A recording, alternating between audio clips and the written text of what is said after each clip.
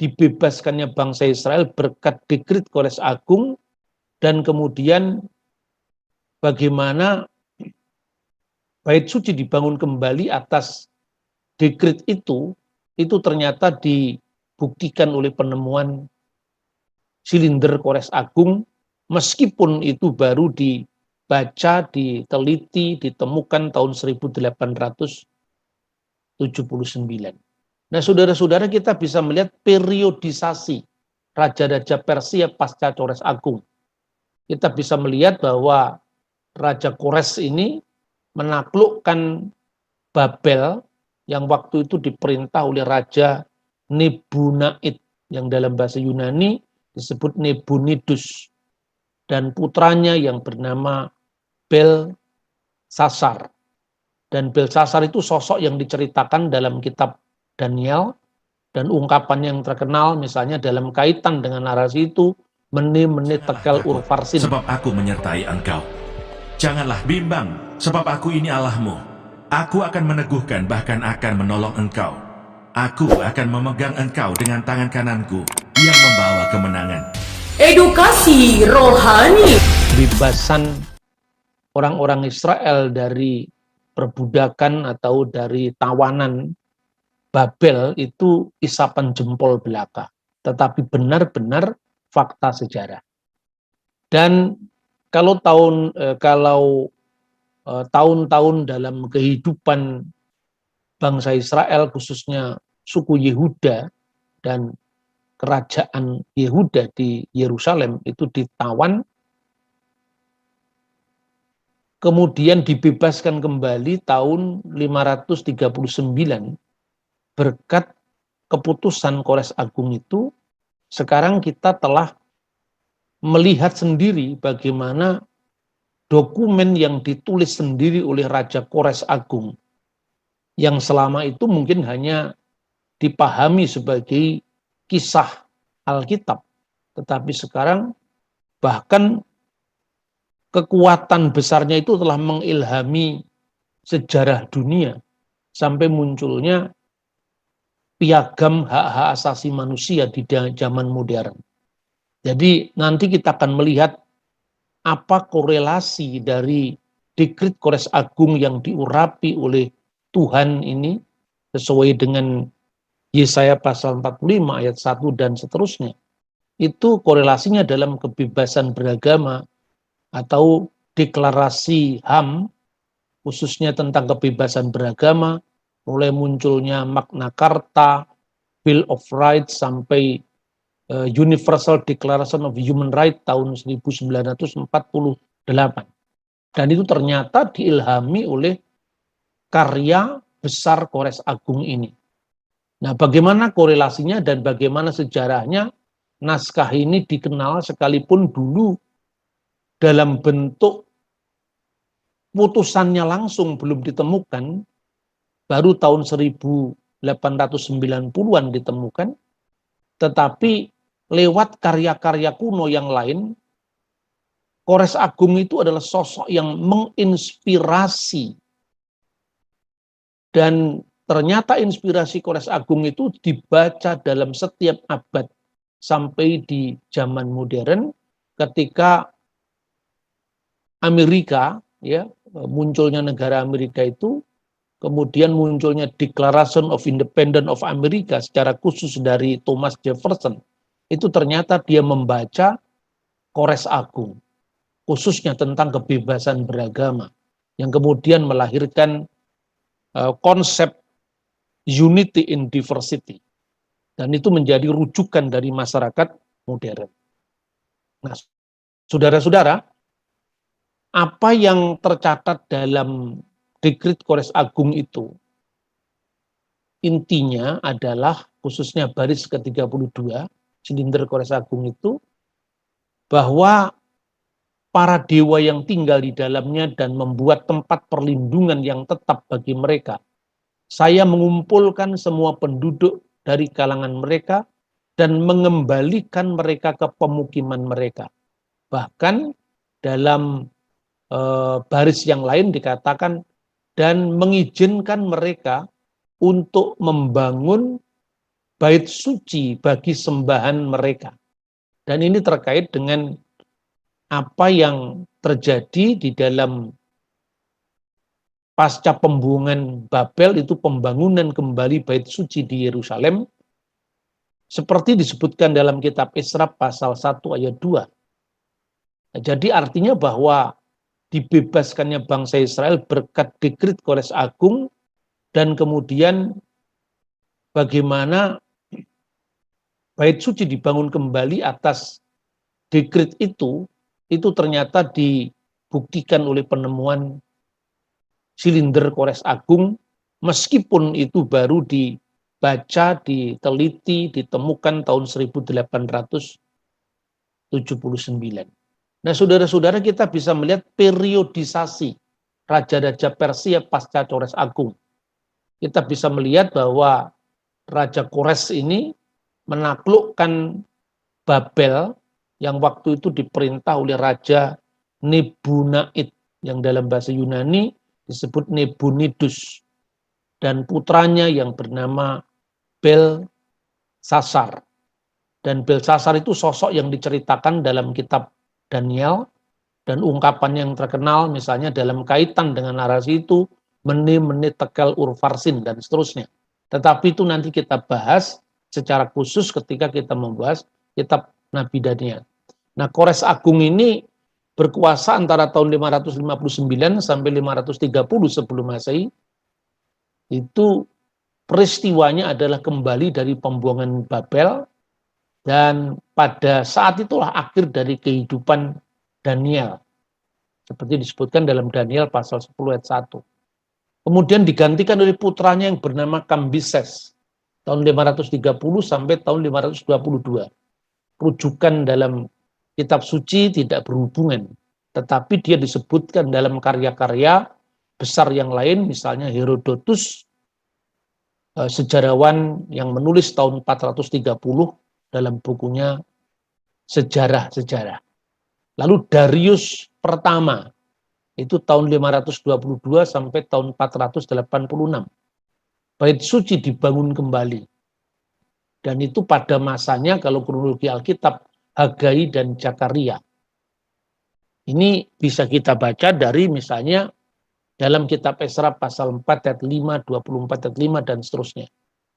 Lalu Sernes 1. Nah, Sernes 1 itulah yang dalam bahasa Ibrani disebut sebagai Ahasveros. Ahasveros ini berkuasa antara tahun 486 sampai 465 sebelum Masehi. Dan itu berkaitan dengan Esra pasal 4 ayat 6, di mana raja yang mengangkat Esther sebagai permaisurinya dan Mordekai sebagai perdana menteri, sebagai orang kedua di bawah raja. Nah, pembahasan tentang masa Sernes 1 atau Ahasveros ini pun juga kita tunda nanti pada saat kita membahas kitab Esther. Kemudian Artasasta itu yang pertama, itu tahun 465 sampai tahun 423. Ini sejajar dengan informasi dari kitab Esra pasal 4 ayat 7 sampai dengan 23, pasal 7 ayat 1 dan seterusnya. Lalu juga Nehemia pasal 2 ayat 1, di mana raja yang mendukung kembalinya Esra dan Nehemia ke tanah Yehuda, lalu tembok Yerusalem mulai dibangun kembali. Dan ini terjadi semasa dengan perjuangan dan nubuat serta realisasi yang ditulis dalam kitab Maliaki. Nah, inilah kira-kira periodisasi raja-raja Persia dalam catatan sejarah sekuler dan rujukannya dalam Alkitab. Nah, secara khusus saudara-saudara, Kores Agung itu memang raja Persia yang sangat-sangat disegani, sehingga kehidupannya menginspirasi para sejarawan, termasuk salah satunya adalah Herodotus yang menulis tahun 430 sebelum Masehi dalam buku yang sangat terkenal, dan bahkan bukunya ini sudah diterjemahkan dari bahasa Yunani ke dalam bahasa Inggris dan dalam bahasa Inggris ke dalam bahasa Indonesia. Anda bisa langsung mencari bukunya Herodotus ini, dan ini Anda bisa cek dan saksikan bagaimana Herodotus begitu luar biasa apresiasinya terhadap kehidupan Kores Agung yang oleh Tuhan sendiri diangkat sebagai pembebas bangsa Israel. Tetapi karena kebesaran tokoh, ya, setiap tokoh itu selalu diselumuti oleh legenda. Maka hal-hal yang sifatnya ajaib-ajaib itu ditekankan dalam tulisan Herodotus. Lalu sebelum kelahirannya, Kores Agung sudah dinubuatkan. Ini yang penting. Seperti disebutkan dalam Yesaya pasal 44 ayat 28, dan secara khusus pemilihannya sebagai penyelamat yang diurapi, penyelamat politik maksudnya, dalam kitab Yesaya pasal 45 ayat 1 tadi. Nah, kalau dulu para kritikus pernah menyangka deskripsi Alkitab tentang Kores yang membebaskan bangsa Yahudi itu mitos, namun dengan penemuan silinder Kores Agung ini, kita bisa melihatnya sebagai catatan sejarah. Nah, saudara-saudara, kita tidak lagi membahas bagaimana kehidupan keagamaan dari Kores Agung, karena itu kita sudah membahas pada pertemuan kita yang ke-82. Tetapi yang sangat penting adalah Kores Agung itu menurut sejarawan Yosefus ternyata pernah membaca kitab Nabi Yesaya. Dan ini yang sangat penting.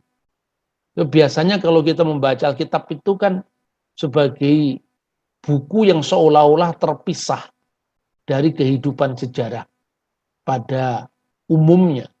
Sehingga kitab suci itu hanya semacam buku normatif yang diyakini sebagai wahyu Tuhan yang turun dari langit dan itu tidak tersentuh oleh sejarah, bahkan seolah-olah kalau itu bertentangan dengan sejarah, itu dianggap sejarah yang harus dikalahkan oleh keyakinan terhadap wahyu suci, ilham suci, ataupun apa namanya. Tetapi dengan pendekatan yang saya tekankan ini, nah sejak dalam refleksi saya menemukan ungkapan yang sering saya ulang-ulang, bahwa sejarah yang penuh bukti adalah mitra bagi iman yang penuh bakti. Ini kita membantu umat beragama, termasuk kita. Bagaimana membaca narasi-narasi kitab suci, itu bukan sekedar sebagai sesuatu yang bersifat out of history, tetapi bersifat historis. Karena itu salah satu penghayatan dari iman Kristen kita, bahwa Allah itu adalah Tuhan yang menyejarah. Nah, kita akan membaca bagaimana statement dari sejarawan Yahudi yang bernama Flavius Josephus dalam bukunya Sejarah Kuno Bangsa Yahudi. Hal ini diketahui Kores dengan membaca buku yang ditinggalkan Nabi Yesaya dari nubuatnya. Karena Nabi ini berkata bahwa Allah telah berbicara demikian kepadanya dalam suatu penglihatan rahasia, bahwa kehendak Tuhan, Kores yang telah aku tunjuk menjadi raja atas banyak orang dan bangsa-bangsa besar, mengirim kembali umatku ke negeri mereka sendiri dan membangun bait suciku. Hal ini dinubuatkan oleh Yesaya 140 tahun sebelum bait suci dihancurkan. Karena itu ketika Kores membaca ini dan mengagumi kekuatan ilahi, keinginannya yang sungguh-sungguh dan ambisi yang menguasainya memenuhi apa yang sudah tertulis dalam kitab Yesaya. Jadi ia memanggil orang Yahudi yang paling terkemuka di Babel dan berkata kepada mereka bahwa dia memberi mereka izin untuk kembali ke negeri mereka dan membangun kembali kota suci Yerusalem. Nah, saudara-saudara, catatan ini tidak hanya terjadi dalam sejarah yang ditulis oleh orang Yahudi, secara khusus adalah tulisan Alkitab maupun sejarawan seperti Yosefus. Tetapi melalui karya-karya yang lain, inilah maka ide tentang hak-hak kebebasan beragama yang luar biasa pada zaman modern menjadi rujukan negara-negara modern, itu ternyata menemukan kontinuitas lewat buku-buku yang ditulis oleh sejarawan Yunani setelah zaman Kores. Nah, ini merupakan jejak panjang kebebasan beragama yang mengilhami bangsa-bangsa modern. Salah satu tulisan selain tulisan Herodotus ini yang saya tunjukkan ini adalah terbitannya dalam bahasa Indonesia supaya Anda bisa langsung cross-check sumber yang saya sebutkan. Selain Herodotus adalah seorang penulis Yunani yang tidak lain adalah muridnya Plato, yaitu Xenopon dalam bukunya Cyropedia atau dalam bahasa Yunani Chiropedia yang artinya kehidupan dari Kores, kehidupan dari Sirus. Ini sudah diterbitkan dalam bahasa Inggris berdampingan dengan bahasa Yunani aslinya, dieditori oleh Walter Miller, ya, diterbitkan oleh Loeb Classical Library yang sangat terkenal itu, menerbitkan buku-buku dalam teks aslinya baik bahasa Latin, bahasa Yunani ke dalam bahasa Inggris. Nah, dalam karya Xenopon ini, Xenopon mau mengemukakan bahwa Kores Agung itu sebagai contoh dari seorang raja dalam sistem monarki yang patut diteladani. Ada ahli yang menduga bahwa sesungguhnya Xenopon ini mereaksi pandangan gurunya, yaitu Plato ketika menulis Republik. Nah, Republik itu menjadi sistem negara yang kemudian dianggap oleh Xenopon muridnya Plato tidak selalu baik. Ketika orang Yunani memuja demokrasi pada masa kuno itu, justru Xenopon mengatakan, apakah demokrasi yang sifatnya sekarang ini ya buktikan memang sangat liberal, termasuk demokrasi kita di Indonesia, termasuk pola pilihan one man one vote, satu orang satu pilihan, itu ideal. Nah, kemudian dalam konteks tulisan Plato tentang Republik itulah Xenopon memberikan contoh bahwa sistem monarki pun ternyata juga tergantung orangnya dan tergantung bagaimana mengendalikan sistem itu. Terbukti apa? Pernah hidup kira-kira seperti itu.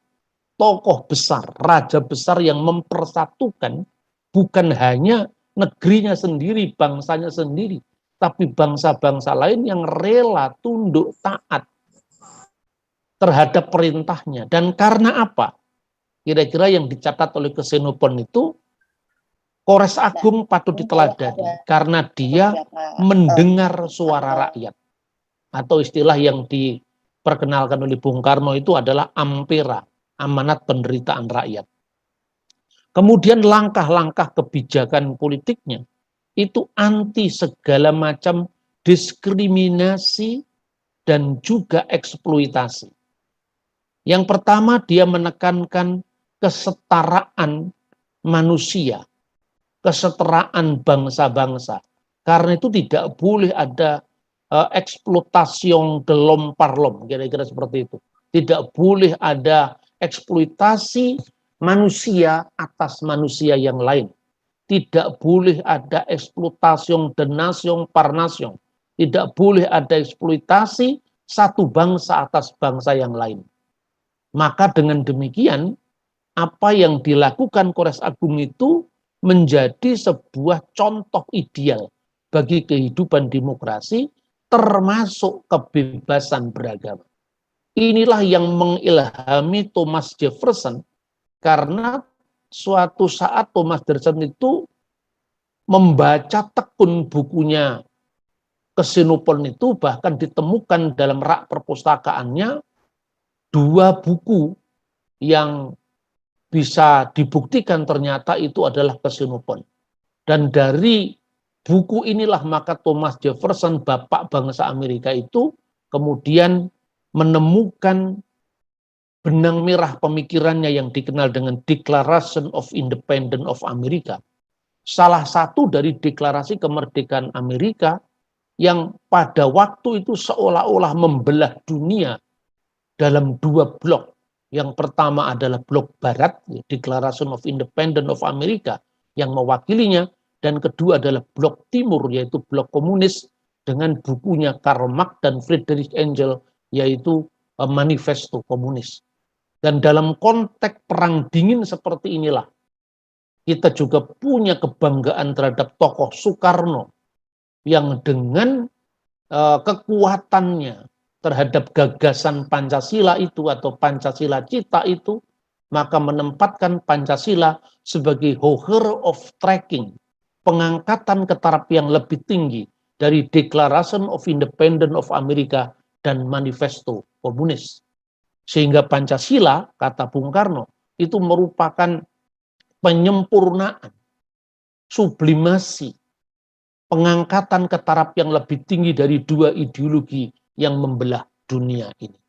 Jadi kita patut berbangga bagaimana dari abad ke-5 sebelum Masehi, ya, bahkan embrionya itu adalah sebelum Kores Agung, sang Mesias bangsa-bangsa, tapi Mesias politik bukan Mesias rohani. Ini ternyata sudah dinubuatkan dalam kitab Nabi Yesaya. Bahkan menurut sejarawan Josephus, dia sendiri membaca nubuatan kitab Nabi Yesaya itu sehingga menginspirasi langkahnya untuk mewujudkan bahwa jongko iku kelakone yen jinangkah, kata bahasa Jawa. Artinya nubuatan itu harus terjadi pada diri saya apabila saya sendiri meyakini dan melangkah karena nubuat tadi. Bayangkan ini adalah orang yang bukan Yahudi, ini adalah orang yang artinya tidak memenuhi syarat secara kepemimpinan orang Yahudi. Tetapi karena Tuhan sudah memilih, maka Tuhan tidak memperdulikan bahwa sekalipun ia tidak mengenal aku.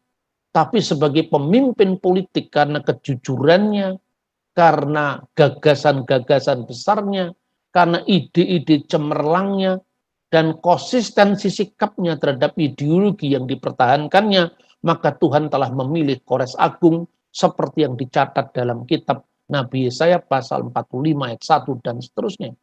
Nah, pertanyaan kedua, apakah kira-kira ungkapan Josephus itu bisa dipercaya? Nah, kalau kita melihat, saya bandingkan dengan ungkapan sejarawan lain yaitu Herodotus. Dia mengatakan dalam bukunya Sejarah-Sejarah yang Anda bisa membaca di The Histories ini. Dia mengatakan salah satu statementnya begini, raja-raja Persia sangat percaya pada nubuatan. Raja Kambises, dan Kambises itu adalah putranya Kores Agung, percaya kepada ramalan orang Mesir. Raja Sernes, Ahasveros dalam Alkitab, ya, dan Raja Darius mencari petunjuk dari orakel-orakel Yunani. Maka dengan kata lain bahwa karena kebiasaan raja-raja Persia itu, di mana salah seorang atau salah satu dari bangsa yang ditawan oleh Babel sejak zamannya Nebukadnezar sampai ketika dibebaskannya di zamannya Nabonidus, itu adalah raja-raja yang percaya dengan nubuatan-nubuatan. Maka ciri khas kitab Daniel yang juga penuh dengan nubuatan-nubuatan itu bisa dibaca dalam konteks yang lebih luas.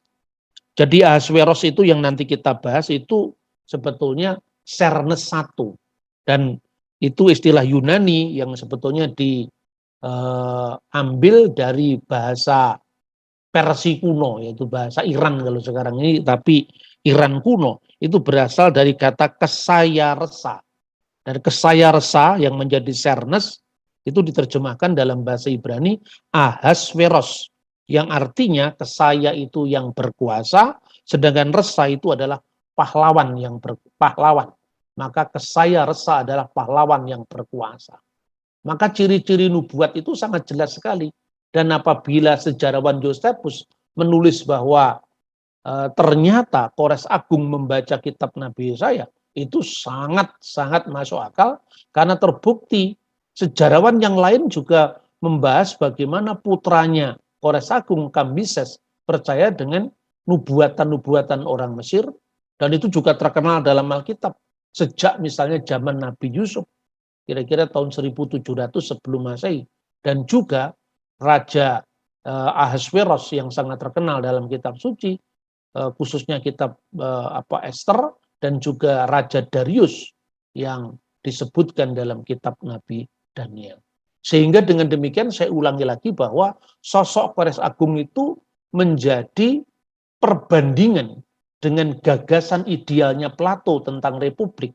Tetapi dia menunjukkan bahwa monarki pun tidak buruk apabila itu memimpinnya secara benar dan dilandasi oleh prinsip keadilan dan kesetaraan antara manusia, dan yang ditekankan. Bayangkan, untuk abad kelima sebelum Masehi, ini pikiran yang sudah sangat maju, di mana Kores Agung memandang agama-agama itu dalam kedudukan yang setara, sehingga kalau bangsa-bangsa lain diberikan kebebasan untuk membangun tempat ibadahnya, maka bangsa Israel juga diberikan kebebasan untuk kembali ke tanah airnya, ke Yerusalem, dan membangun kembali bait sucinya yang dikenal dengan bait Allah atau Beit Hamikdash atau bait suci di Yerusalem. Jadi sekalipun jelas di sini bahwa Kores menyebut dalam prasasti yang dikenal dengan silinder Sirus Agung itu dengan sebutan-sebutan dalam bahasa Akkadia yang ditulis dalam huruf paku. Tetapi di situ Kores ini tidak mencampuri intern agama dalam menafsirkan kitab suci masing-masing agama. Dia menggunakan istilah Marduk sebagai dewa resmi dalam prasastinya. Karena Marduk itu semacam sebutan nasional untuk orang Babel saat itu. Dan dia sadar sebagai bangsa yang bukan Babel, yang menaklukkan Babel, maka dia harus menggunakan kebudayaan setempat agar kekuasaannya langgeng. Maka di sini ada prinsip bagaimana desa kala patra, kata orang Bali. Jadi kontekstualisasi, karena dia berkuasa atas imperium besar yang pusatnya itu adalah di Babel, maka ungkapan nasional yaitu Marduk itu entah itu dipahami sebagai dewa atau sebagai ilah lain, tetapi di mata seorang penggiat hak asasi manusia saat itu tafsir agama masing-masing. Tetapi di tempat lain juga dalam prasastinya itu dia menggunakan istilah yang lebih umum, yaitu Belu Rabu, Tuhan yang agung, Sar Ilani, Raja para ilah, Enlil Ilani, pemimpin para ilah, Ilu Surbu, ilah yang mulia, Bel Beli, Tuhan segala tuan, Sar Sarani, Raja segala raja, Bel Ilani, Tuhan segala ilah, Sar Ilani Sasami'u Ersetim, Raja ilahi atas langit dan bumi, Nur Teniseti, terang bagi manusia. Jadi nama saya juga ada di situ, Nur. Itu bahasa Akkadia, kemudian menjadi bahasa Ibrani, Or, kemudian menjadi bahasa Aram Nuhra, kemudian menjadi bahasa Arab Nur. Ya. Dalam prasasti ini, khususnya bait 19, digunakan gelar Belu, Tuhan, yang bisa merujuk kepada Sin, kepada Marduk, kepada Elohim Israel, seperti kata Ilu Sadu dalam bahasa Akkadia, yang ternyata itu ditemukan sejaman dengan Abraham dalam prasasti-prasasti Akkadia, itu menjadi El Shaddai dalam bahasa Ibrani yang diterapkan bagi keagungan Allah Israel yang disebutkan dalam kitab Keluaran pasal 6. Nah, itulah saudara-saudara gagasan-gagasan besar yang ternyata mengilhami sejarah dunia, bahkan munculnya gagasan tentang hak-hak asasi manusia atas dasar prinsip-prinsip yang tadi disebutkan oleh pemerintahan Kores Agung tadi. Nah, saudara-saudara, ironisnya ketika kemudian gagasan Kores Agung itu dibangga-banggakan oleh orang Iran, bahkan orang Iran menjadi bapak dari bangsa mereka, Kores Agung itu. Tetapi adalah ironi bahwa orang Iran modern adalah bangsa atau negara yang justru pertama menolak deklarasi HAM tahun 1948. Jadi kadang-kadang memang kita itu membanggakan founding fathers kita, tetapi apa yang dilakukan oleh para founding fathers kita sehingga dia menjadi tokoh besar dalam sejarah, itu tidak rela kita teladani. Kita mengagung-agungkan Haji Agus Salim, kita mengagung-agungkan tokoh Muhammad Yamin yang semuanya dari Minang, yang dadanya itu adalah sangat luas, menerima kepelbagaian, kemajemukan bangsanya, dan itulah yang menyumbangkan sesuatu yang sangat berharga bagi nation yang namanya Indonesia. Tapi bersamaan dengan kebanggaan kita terhadap Muhammad Yamin, Bung Hatta, kemudian Haji Agus Salim, tetapi ternyata pemimpin-pemimpin Minang sekarang ya tidak sepenuhnya meneruskan kebijakan dari para founding fathers mereka. Begitu juga ini berlaku untuk kita semua. Apakah kita ketika kita mengagumi Soekarno-Hatta, kita benar-benar melakukan apa yang dipikirkan oleh Soekarno-Hatta, gagasan ideal yang dijunjungnya. Nah, saudara-saudara, sebelum kita mengakhiri refleksi kita tentang peranan Kores Agung dalam penemuan kembali prinsip tentang HAM, khususnya kebebasan beragama, kita akan bisa melihat baris demi baris dari prasasti Kores Agung supaya kita bisa memahami konteksnya secara luas. Dan ini saya mengutip dari satu literatur yang memang dia ahli tentang Akadia kuno, ya, yang kemudian diterjemahkan dalam bahasa Inggris, lalu saya kutip, lalu diterjemahkan dalam bahasa Indonesia. Jadi yang ditulis dalam titik-titik-titik itu adalah huruf yang tidak terbaca. Sebelum kata nisu, artinya pasukannya. Lalu baris kedua, ki'ib ratim, 4/4 dunia. Itu mungkin konteksnya karena huruf yang tidak terbaca itu, inilah kira-kira Kores Agung dan pasukannya yang telah menguasai 1/4 dunia, kira-kira seperti itu. Bacaan kiri yang karena itu tidak jelas, kosong. Lalu seorang yang lemah ditetapkan atas negerinya. Dan yang serupa dengannya ditunjuk atas mereka. Seperti Esagila yang dibuatnya ke Ur dan orang kota-kota lainnya. Seperti kita tahu bahwa prasasti Kores Agung itu ditemukan di sebuah kuil kuno yang dikenal di Esagila, di Iran sekarang ini. Sebuah perintah yang tidak menghormati mereka, ia merencanakan setiap hari dalam permusuhan. Ini kritikannya Kores Agung terhadap raja yang ditaklukkannya, yaitu Nebunaid atau Nebunidus. Ia menghentikan persembahan harian, artinya dia mengatakan, kenapa Tuhan memberi kemenangan kepada saya?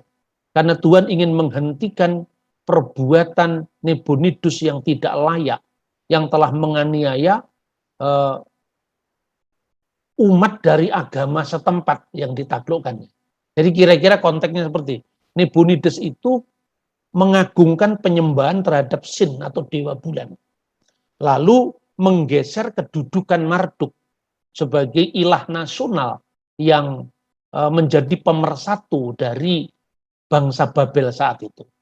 Jadi kira-kira dia memilih agamanya yang diagungkannya dengan dia menggeser, mendiskriminasi, memarginalkan, bahkan mendepak dari agama lain. Itu pesan yang sangat tajam. Maka dalam penghayatan Kores Agung, itulah sebab kekalahan kenapa Nebunidus dipermalukan oleh Tuhan. Ia menghentikan persembahan harian. Ia menunjuk dan mendirikan dalam kota yang sesungguhnya itu dimuliakan untuk Marduk, raja para ilah. Itu pada baris ke-7. Kemudian pada baris ke-8, ia menunjukkan permusuhan terhadap kotanya setiap hari. Dia tidak menghiraukan aspirasi masyarakat Babel saat itu, termasuk aspirasi terhadap agamanya. Dan ini benar-benar bisa dilihat sejarah yang berulang, di mana ketika penguasa mengangkat agama raja, yang dalam bahasa Jawa dikenal agomo ageme ngaji, maka Bhinneka Tunggal Ika akan ditinggalkan, di mana marginalisasi agama-agama yang tidak resmi dianut oleh raja itu terjadi. Dan itulah sebabnya dalam penghayatan Kores Agung, itulah awal dari kekalahan Nabonides, yang Tuhan sendiri, karena dia meyakini bahwa nubuat Nabi Yesaya tadi kata Yosefus, maka dia harus melakukan itu, menegakkan keadilan bagi bangsa-bangsa lain yang ditindas oleh Raja Babel itu. Dan di kemudian hari, kalau Nabonides, kalau Persia itu dikenal sebagai orang yang kuurapi, secara khusus adalah Kores Agung, maka Nebukadnezar dan Babel itu menjadi simbol dari kejahatan yang berulang-ulang, sekalipun Babel sudah hancur, tapi menjadi simbol dari keangkara murkaan yang melawan Tuhan. Maka simbol ini pula yang dilestarikan dalam kitab Wahyu sebagai simbol kejahatan. Dan seterusnya.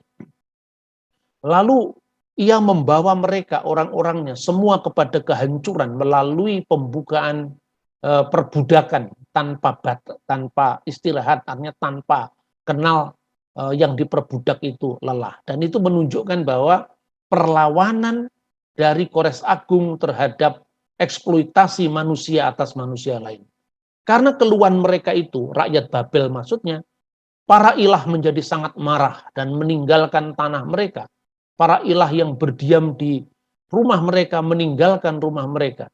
Dan dalam kemarahan karena dibawanya ke Babel, Marduk di semua tempat tinggal yang telah menjadi reruntuhan. Dan orang-orang Sumeria dan Akkad seperti mayat, dia berbalik dan memberikan belas kasihan di semua negeri, di mana-mana terjadi. Ia mencari, ia melihat melalui mereka dan mencari pangeran yang saleh setelah hatinya sendiri. Yang diambil dalam genggam tangannya, ia memanggil Kores, Raja Ansan dengan namanya dan mengangkatnya menjadi raja atas seluruh dunia. Dan ternyata baris ke-12 itu sangat persis dengan apa yang tertulis dalam kitab Nabi Yesaya pasal 45 ayat 1 sampai dengan ayat 4. Di situ juga ada kata-kata memanggil dengan namanya, mengangkatnya atas raja-raja di dunia dan seterusnya. Tanah kutu, seluruh Manda, dia melemparkan ke kakinya. Orang-orang yang berkepala hitam, yang ia berikan tangannya untuk ditaklukkan. Nah pertanyaannya, kenapa di sini Israel tidak disebut secara langsung? Karena Israel sudah lama tidak eksis sebagai sebuah negara. Karena itu sudah terjadi 70 tahun sejak penawanan pertama. Tetapi dia hanya menyebut wilayah-wilayah yang kemudian termasuk di dalamnya wilayah Israel. Dan itu juga sesuai dengan apa yang tertulis dalam sejarawan Herodotus, di mana seluruh Asia yang waktu itu disebut kira-kira Asia kecil termasuk Israel dan Turki, itu ditundukkan oleh kekuatan Kores Agung. Dan kemudian pada baris ke-14, ia mengambil mereka dalam keadilan dan kebenaran.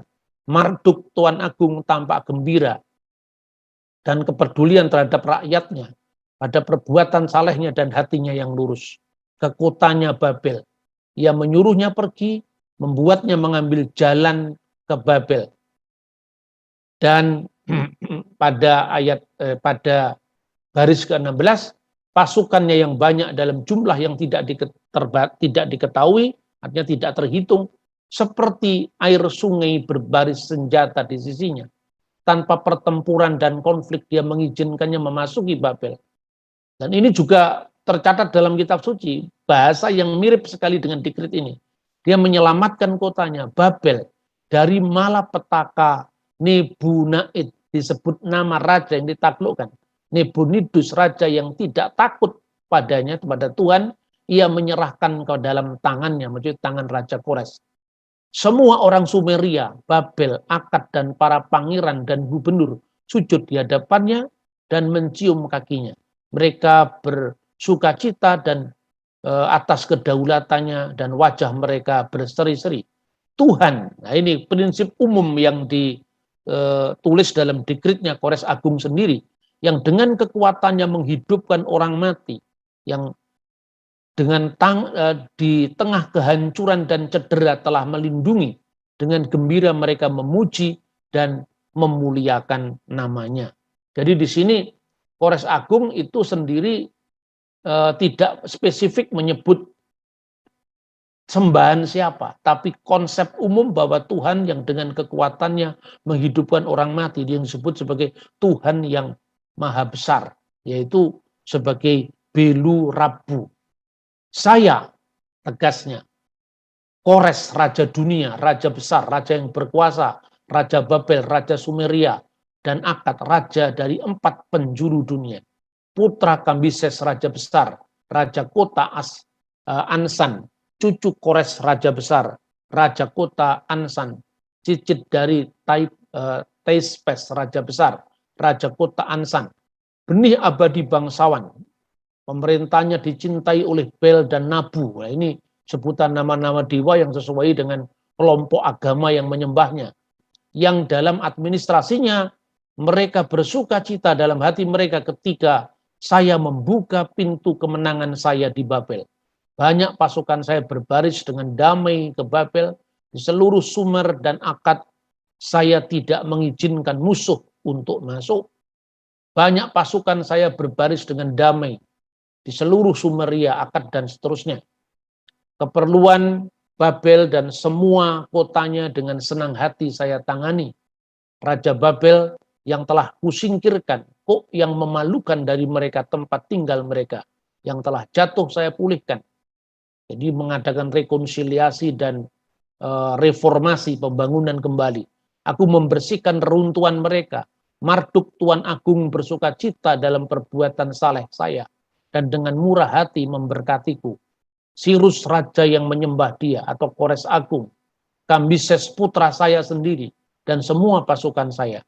Sementara kami di hadapannya dengan gembira memuji ketuhanannya yang agung, semua raja di istana, di seluruh penjuru bumi, dari laut atas sampai laut bawah berdiam. Semua raja tanah barat tinggal di tenda, membawakan kepada saya upeti berat mereka, dan di Babel mencium kaki saya.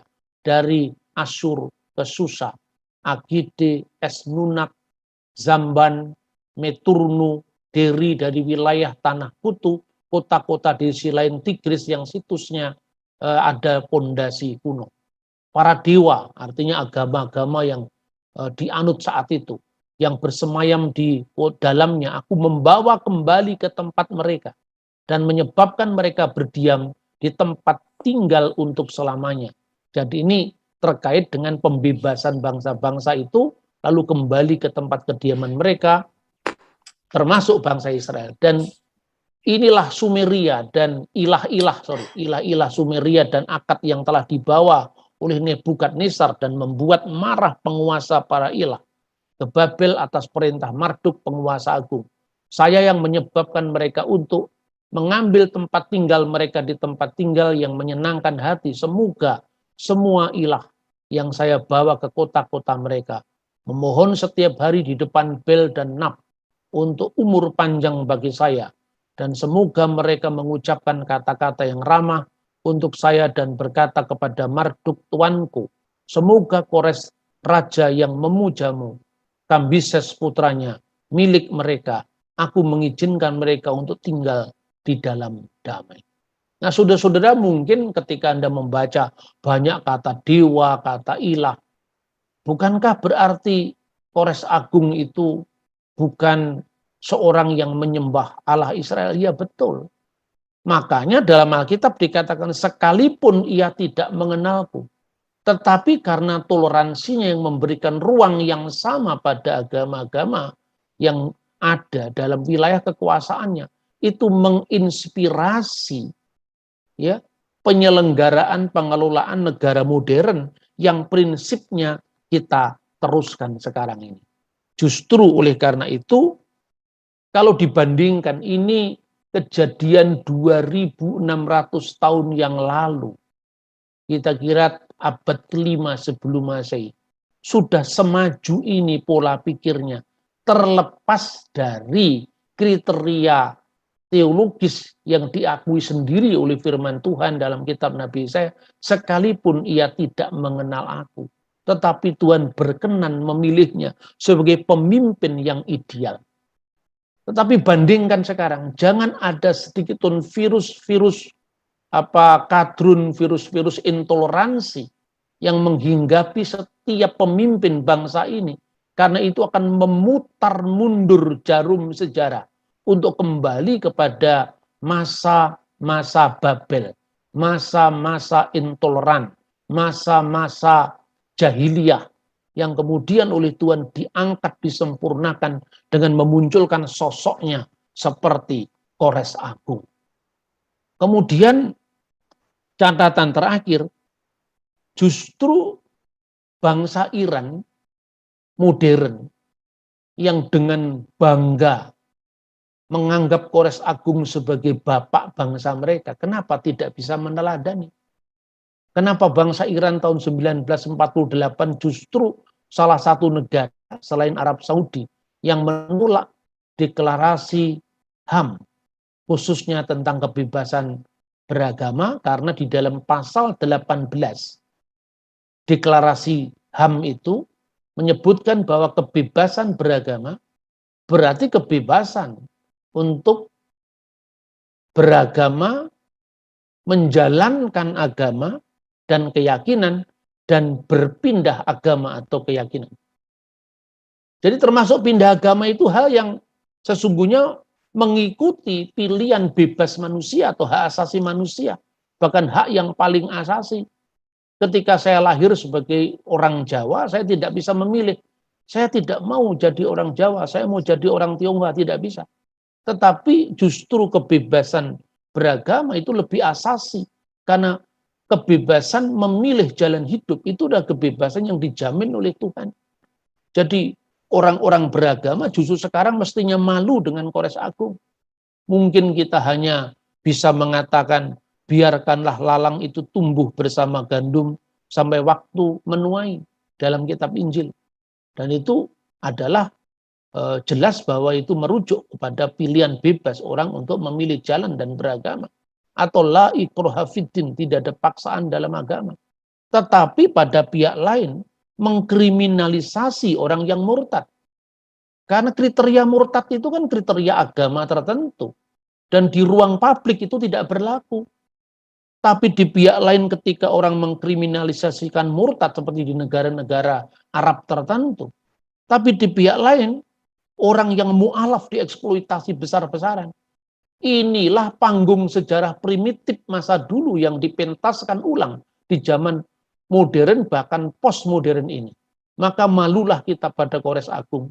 Dan secara teologis saya baru tahu kenapa Tuhan justru memilih Kores Agung yang di matanya meskipun dia tidak mengenal aku, tetapi dimuliakan sedemikian rupa sebagai raja seperempat dunia saat itu.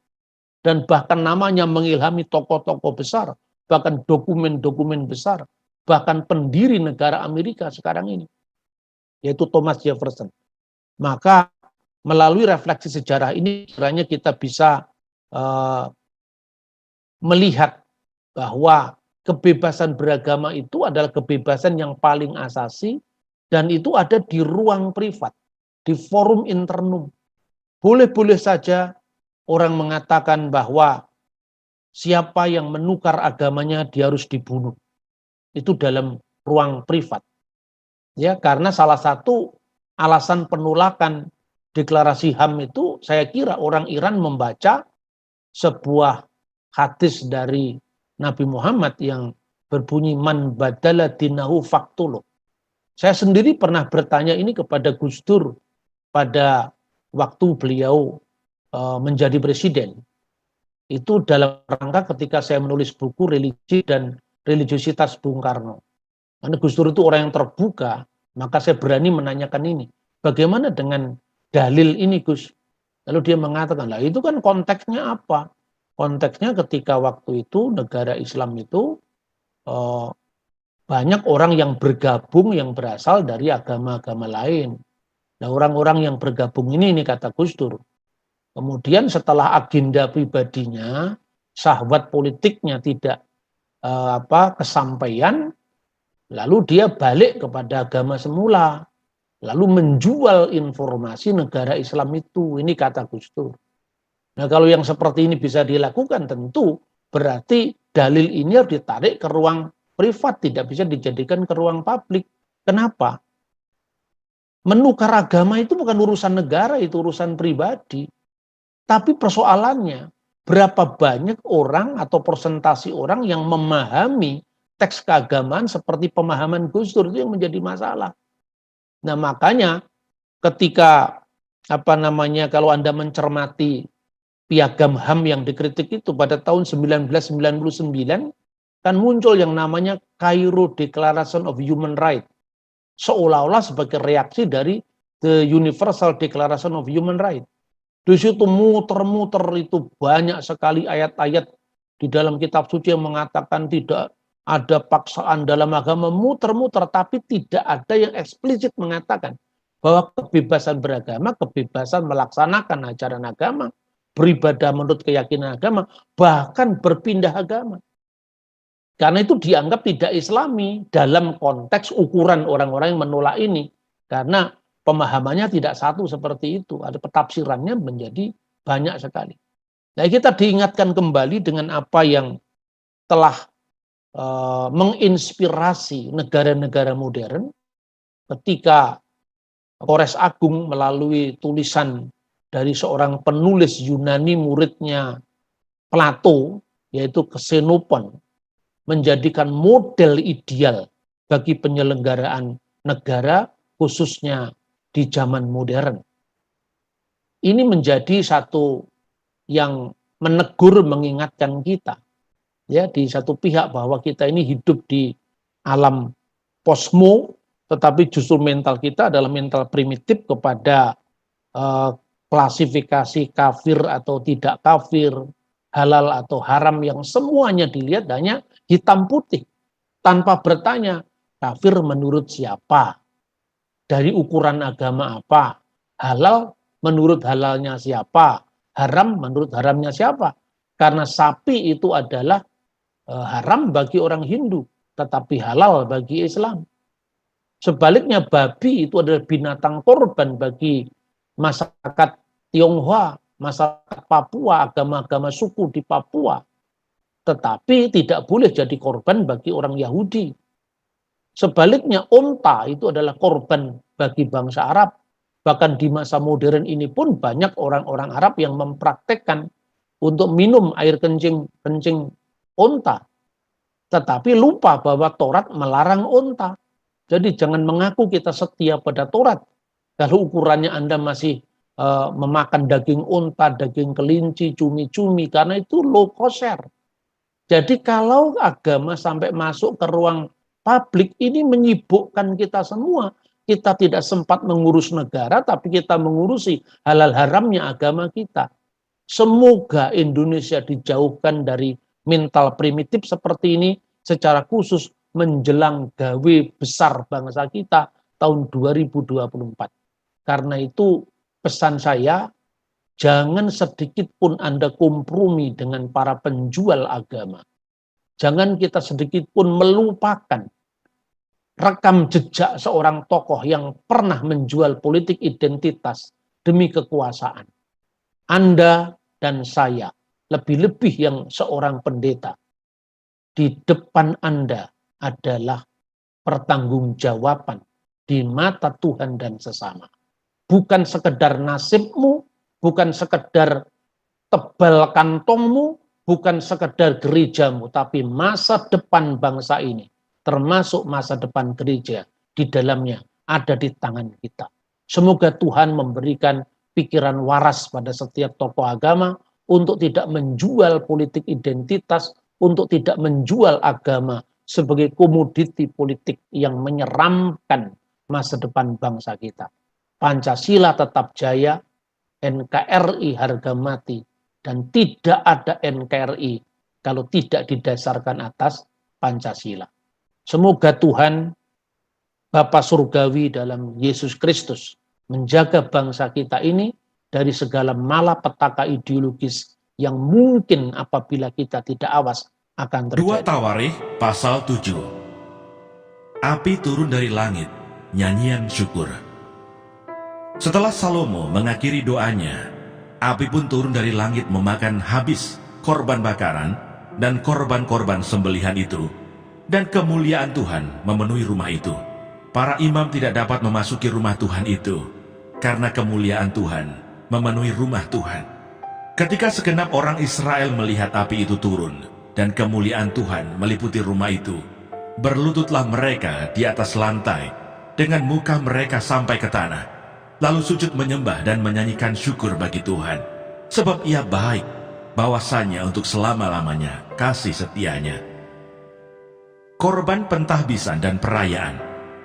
Lalu raja bersama-sama seluruh bangsa mempersembahkan korban sembelihan di hadapan Tuhan. Sebagai korban sembelihan, Raja Salomo mempersembahkan 22.000 ekor lembu sapi dan 120.000 ekor kambing domba. Demikianlah raja dan seluruh bangsa mentahbiskan rumah Allah. Para imam telah siap berdiri pada tempat mereka. Begitu pula orang-orang Lewi telah siap dengan alat-alat musik untuk memuliakan Tuhan, yakni alat-alat musik yang dibuat Raja Daud untuk mengiringi nyanyian syukur bagi Tuhan, bahwasanya untuk selama-lamanya kasih setianya. Setiap kali mereka ditugaskan Daud menyanyikan puji-pujian, dalam pada itu para imam berdiri berhadapan dengan mereka sambil meniup nafiri, sedang segenap orang Israel berdiri. Lalu Salomo menguduskan pertengahan pelataran yang di depan rumah Tuhan, sebab disitulah diolahnya segala korban bakaran dan lemak korban keselamatan. Sebab mezbah tembaga yang dibuat Salomo tidak dapat memuat korban bakaran dan korban sajian dan segala lemak korban.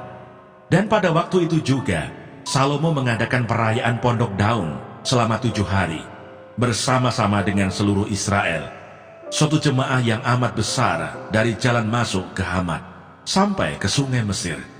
Pada hari yang ke-8 mereka mengadakan perkumpulan raya, karena mereka telah merayakan pentahbisan mezbah selama 7 hari, dan perayaan Pondok Daun selama 7 hari. Pada hari yang ke-23, bulan ke-7, disuruhnya bangsa itu pulang ke kemah-kemah mereka sambil bersuka cita dan bergembira atas kebaikan yang telah dilakukan Tuhan kepada Daud, kepada Salomo, dan kepada orang Israel umatnya. Tuhan menampakkan diri kepada Salomo untuk kedua kalinya.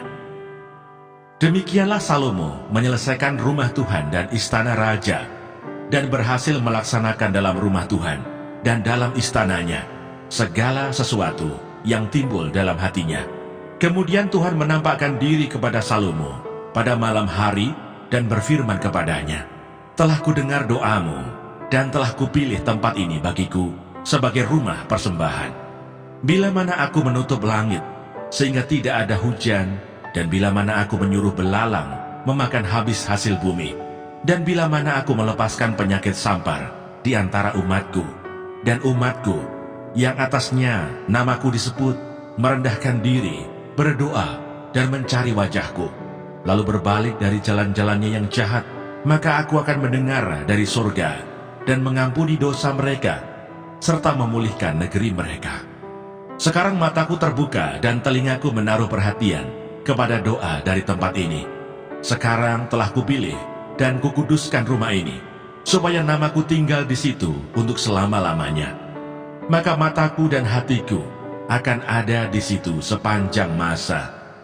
Mengenai engkau, jika engkau hidup di hadapanku sama seperti Daud ayahmu, dan berbuat sesuai dengan segala yang kuperintahkan kepadamu, dan jika engkau tetap mengikuti segala ketetapan dan peraturanku, maka aku akan meneguhkan tahta kerajaanmu sesuai dengan perjanjian yang telah kuikat dengan Daud ayahmu, dengan berkata, takkan terputus keturunanmu yang memerintah atas Israel.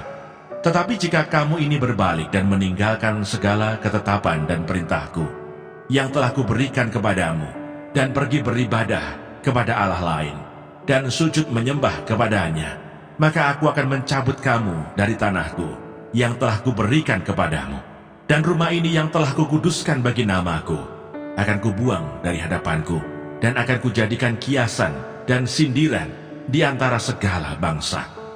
Dan setiap orang yang lewat rumah yang amat ditinggikan ini akan tertegun dan berkata, apakah sebabnya Tuhan berbuat yang demikian kepada negeri ini dan kepada rumah ini? Maka orang akan berkata, sebab mereka meninggalkan Tuhan, Allah nenek moyang mereka, yang membawa mereka keluar dari tanah Mesir, dan sebab mereka berpegang pada Allah lain, dan sujud menyembah kepadanya, dan beribadah kepadanya. Itulah sebabnya Ia mendatangkan segala malapetaka ini ke atas mereka, sebab aku menyertai engkau. Janganlah bimbang, sebab aku ini Allahmu. Aku akan meneguhkan, bahkan akan menolong engkau. Aku akan memegang engkau dengan tangan kananku yang membawa kemenangan. Edukasi rohani.